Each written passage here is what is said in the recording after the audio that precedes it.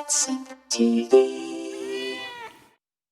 Hey everybody, Catsup TV, and we are exploring Invocation Democracy, a new online exhibition featuring a diverse set of artists and curated by Monet Clark. Hi, my name is Monet Clark, and I am the curator for Invocation Democracy, a political and mystical virtual exhibition presented by ProArts Commons out of Oakland.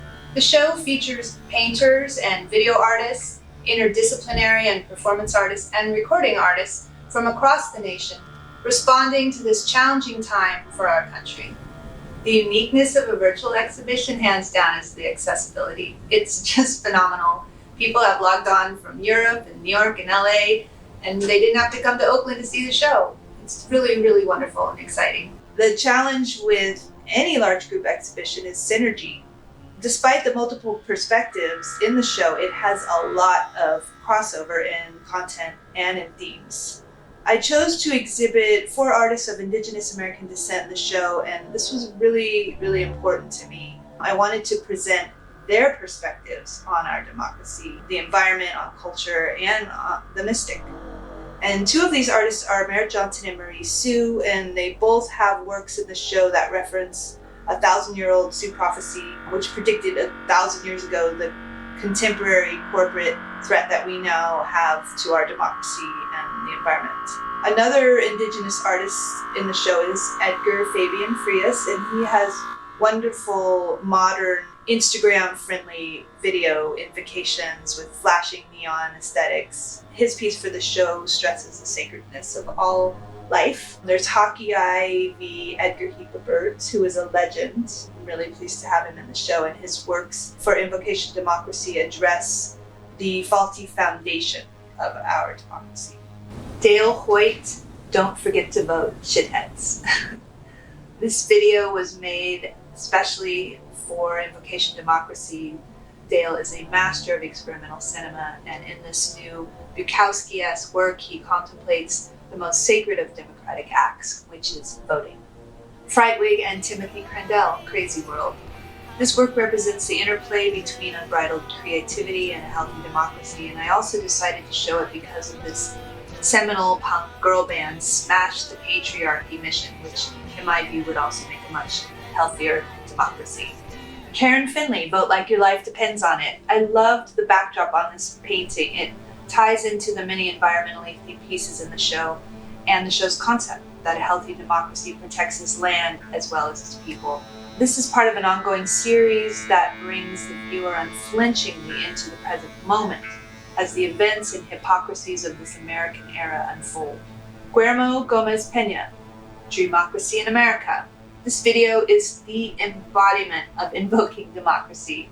It also brings us right into this present era, like a lot of works in the show, and into the role Zoom has played in connection and community during the pandemic. John Sims' Date with Fear, March 2020. This work well captures how many of us were feeling in March, but also specifically speaks to the high risk that COVID-19 poses for African Americans. And Sim checks in with the viewer with his hello mask right from that place. It's a powerful self-portrait. Jennifer Locke, Spells 3, Tree, Candle, Levitation, Moonstone. This video work was also made especially for this exhibition, and it's just masterful. It marks a departure for the artist, as she doesn't usually work within a natural environment. I feel like she's correcting something with this piece, perhaps our out-of-balance biosphere. Facing West Shadows, The Endless End. This started as a shadow puppet theater. Facing West Shadows now makes many hybrid forms of art, and this is a video work which they made from an installation in progress, which they call Extinction Survival, which addresses the emergence of deadly viruses, disrupted life cycles of plants and animals, and fire ecologies affected by climate change. Liz Walsh, No More Tears. This animated video was also produced especially for Invocation Democracy. It reflects the artist's interest in connection and community, and art that is accessible and available to whomever needs it. It's a beautiful expression of empathy from the artist to the global community. Monet Clark, Colonial Climate, The Great Unraveling. This is my piece. I'm so glad you asked me to talk about it. I made this video specifically for the show as well, It tracks the colonial roots of climate change and our democratic structure, both born out of the idea of empire and dominion over earth and animals, and white supremacy and plundering. It explores the gross imbalances within our biosphere that mirror our current culture's marginalization and dismissal of the feminine. Lady Monster, The Journey. This piece represents a healthy democracy's need for freedom of sexual expression, and it flies in the face of the patriarchal tendency to shame women for their sexuality. Lady Monster crafted this amazing minimalist peekaboo especially for the show. Penny Slinger's Nutura. This piece reflects the worldview that indigenous peoples from all parts of the world with all different skin tones have, placing humans in an interconnected web of all species and the earth. Nutura is a deeply mystical piece. It is part of Penny Slinger's 64 Dakini Oracle, the transmission of which is located in the information section, which you can click on and read. It will meet you as deep as you want to go. I will say that there are intentional juxtapositions in this exhibition which would cause somebody to question the interrelatedness of it all, which point towards specific cultural biases where we devalue, marginalize, and dismiss certain qualities and attributes, and we exalt their opposites. For instance, we totally dismiss the intuitive mind and nonlinear methods for data collecting. We prefer the rational, linear, logical mind. We completely devalue nurturing and care and all occupations associated with those qualities, while we exalt their opposites.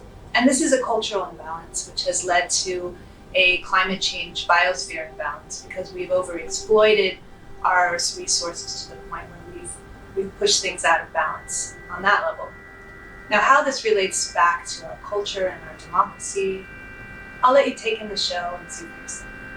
To find out more and to view the exhibition, please visit the website listed here in the description below this video. Thanks for watching.